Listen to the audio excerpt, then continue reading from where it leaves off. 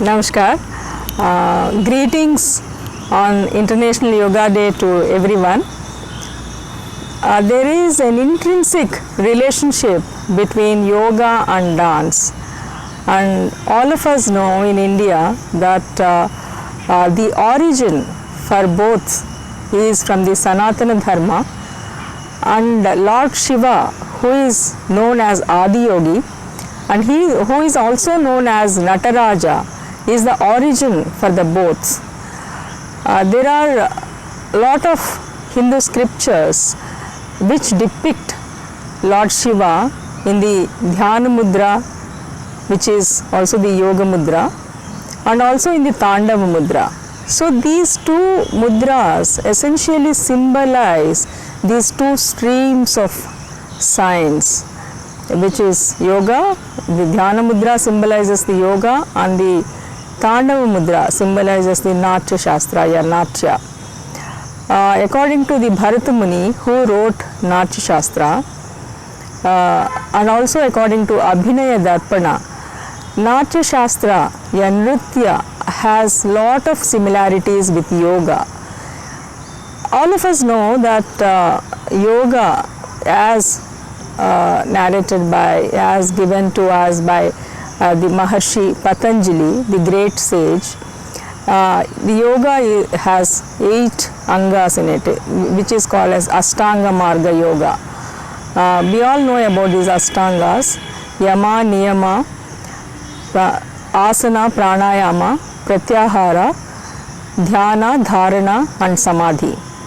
So if we actually see the evolution of yoga through these Ashtanga Margas, through these Ashtangas, and actually reaching the goal, that is Samadhi.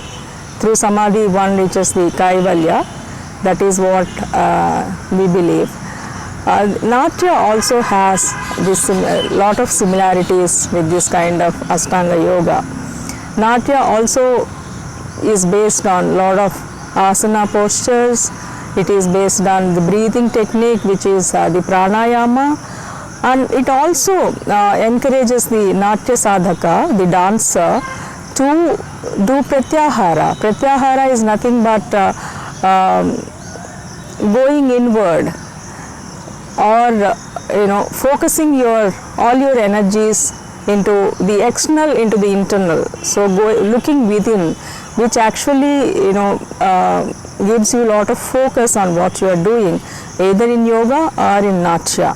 So when you are doing Natya, you are actually all your faculties, mental faculties and the body focuses on the one simple thing, that is Nritya, and how do you actually get into the character and express that character through Nritya, through Bhava and Abhinaya. So you are actually doing a yoga there, you are actually getting into a sadhana which culminates towards Samadhi and Dharana and Samadhi, if you actually do it with lot of devotion and dedication. So I see lot of similarities between yoga and Nritya. And we also know that since both of them are originating from Lord Shiva, who is also known as Nataraja, they are nothing but two streams originating from the same river. And we also know especially about Bharatanatyam, the southern Indian dance form. It has a lot of elements into it which are similar to yoga, the postures, the mudras, the abhinaya, and the focus, etc. And Bharatanatyam, in addition to yoga, Bharatanatyam has a lot of stylized postures, expression, abhinaya, bhava, etc. And the rasa has to be perceived by the darshaka.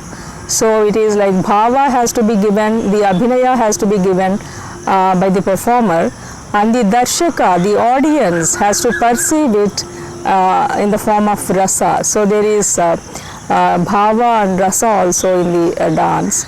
And we also know that Natya is the Panchama Veda.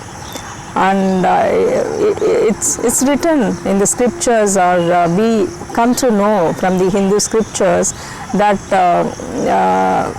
Brahma has created Natya as the Panchama Veda, and he has taken 4 elements from the 4 Vedas, the literature from the Rig Veda, the song or the music from the Sama Veda, and the bhava from the Yajur Veda, and the Abhinaya from the Atharva Vedas. That is how all these 4 elements are taken from all these 4 Vedas, and the Panchama Veda, the 5th Veda, is created, which is known as Natya Veda.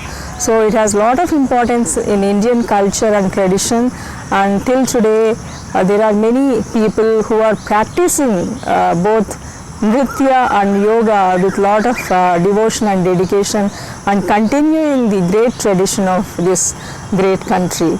And I would like to end this conversation with a small shloka performed on Bhagavati, and I would like to dedicate this performance, this shloka, on the International Day of Yoga. Namaskar. ओंकार पंजर शुकी उपनिषदुद्यान केलिकल कंठी आगम विपिन मयूरी